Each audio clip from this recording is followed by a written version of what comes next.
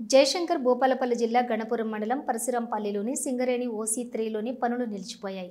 సకాలంలో సింగరేణి బిల్లులు చెల్లించనందున పనులు నిలిపివేసి నిరసన వ్యక్తం చేస్తున్నారు SVEC మైనింగ్ కన్స్ట్రక్షన్స్ కంపెనీ. దీంతో 4000 టన్నుల మట్టి తవ్వకాలు, 3000 టన్నుల బొగ్గు ఉత్పత్తి నిలిచిపోవడంతో సింగరేణికి భారీగా నష్టం వాటిల్లుతుందని అంచనా వేశారు అధికారులు.